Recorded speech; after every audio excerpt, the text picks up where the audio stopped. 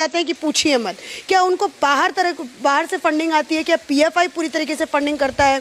दावत इस्लामी जैसे हिंद जैसे जो संगठन है वो पूरी तरीके से फंडिंग करते हैं? देखिए मैडम, ये आपको अभी पीलीभीत से छोटा शहर है और 41 लाख रुपए एक महीने में पीलीभीत से इकट्ठा करके दावत इस्लामी वालों ने आगरा की बैंक में जमा करे।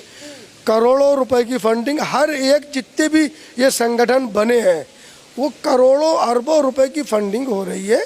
प्रशासन, गवर्नमेंट ऑफ इंडिया को चाहिए, मोदी साहब को चाहिए, अमित शाह साहब को चाहिए और योगी आदित्यनाथ साहब को चाहिए ऐसे संगठनों पर पाबंदी लगाए। मुसलमान इससे जो वतन परस्त मुस्लिम है, जो देश से मोहब्बत करने वाला है, मौलाना फजल है खैराबादी की सोच विचारधारा रखने वाला आदमी, उनकी तायद करेगा, उनकी हिमायत करेगा, उनको सपोर्ट करेगा।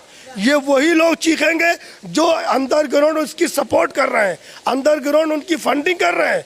हम जैसी खानका, हम मोदी साहब को इन तमामी चीज़ों के लिए मुबारकबाद देते हैं। जमात इस्लामी हो, तबलीगी जमात हो, या आपके अहले हदीस हो, या दावत इस्लामी हो, पीआईएफ, इन सब पर पाबंदी लगाए हम खड़े होकर चुनाव लड़ाएंगे इनको। वाह, देखिए ये होता है एक ऐसी पिक्चर निकल के आना जो मतलब कहता है कि देश में उन मुसलमानों की कोई जगह नहीं है जो देश में बंटवारा करना चाहते हैं, जो देश में 2047, जो भारत देश को 2047 में इस्लामिक राष्ट्र बनाना चाहते हैं। अच्छा, आपसे अगर मैं एक और चीज़ पूछूं कि जैसे आपने अभी कहा कि हम सपोर्ट करेंगे सरकार का अगर जो भी फैसला वो लेती है।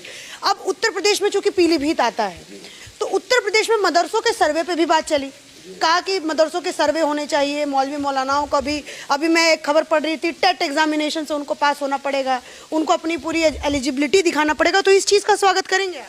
देखिए, मैं तो इन चीज़ों का कायल ही नहीं हूँ जितना ये मदरसे को फंडिंग दे रहे हैं और जो 5000 से ऊपर मदरसे जो ग्रांट पर है, वो मैं तो कहूँगा ये सब बंद करें। इनकी आड़ों में पता नहीं क्या क्या काम हो रहा है, ये सारी फंडिंग का सारा मामला ख़त्म करें। खुद मुसलमान इतने हैं कि अगर वो अपने सही मानों में अगर ज़कात निकाल दे तो मदरसे खुद चलने लगेंगे। अभी मैंने पीलीभीत में शाही जामा मस्जिद का मैटर उठाया, करोड़ों रुपए का घोटाला है। उस घोटाले के एवज में मेरे और जो दावत इस्लामी पर मैटर मैंने उठाया, मेरे बच्चे के ऊपर जानलेवा हमला हुआ, 307 में मुकदमा दर्ज हुआ। आज मुल्जिमान घूम रहे हैं, अभी अरेस्टिंग नहीं हुई है। तो